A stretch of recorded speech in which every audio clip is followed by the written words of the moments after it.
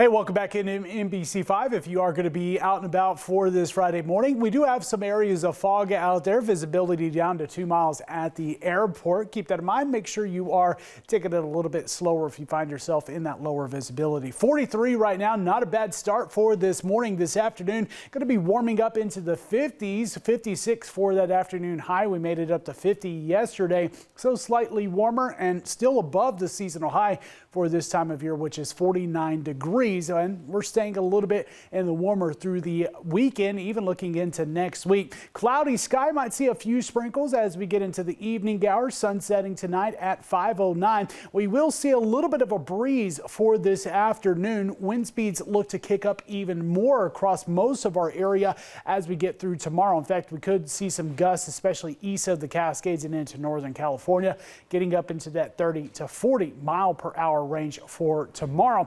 We still have the Coquille River flooding going on. That goes all the way through Saturday. We start to notice those river levels beginning to drop off as we get into pretty much into Sunday and heading into the start of next week. Here's a snapshot of what the bridge on Oregon 42 at Coquille looks like this morning, showing just a high river flow. Now we will see the potential of flooding as we're getting through this weekend, not only with excessive rainfall, but also because of the snow melt and excessive rainfall expected across most of our far western counties, stretching down to Crescent City, Brookings, all the way down into the western half of Siskiyou County and Josephine County. A flood watch has been in place. This is for Curry County, which goes from Saturday all the way through Monday, and that's with the heavier rainfall that is expected. But I talked about the snow melt. Look at the snow levels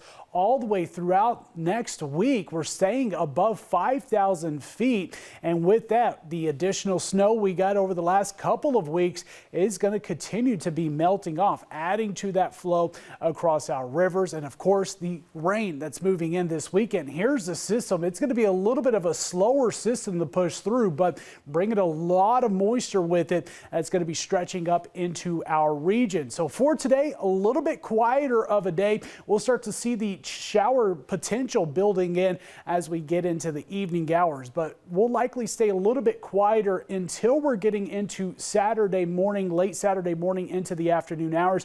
You see that coverage beginning to increase from south to north as that system builds in, and where you're starting to see some yellows popping up, that's expected to continue. Watch this all the way into Sunday, especially late Sunday and continuing into Monday. We're going to see the buildup of some heavier rain, especially when we're getting into the start of next week, and with that could add a couple of inches over the weekend for portions of the coastline, going to Brookings, Crescent City, Port Orford, even down into Siskiyou County. That's where the flooding risk is going to be a bit higher as we're getting through the next several days. Breaking it down day by day, though, today's a little bit quieter of a day. Again, late in the day, we'll see that rain building in from the south, kind of spreading as we're getting through Saturday night, early Sunday, a little bit heavier rain, and we'll see that heavy rain returning Sunday into Monday, kind of clearing out a little bit through early Tuesday morning, and then another front moves through, bringing in more rain as we get into Wednesday. So a little bit of a soaker of a forecast.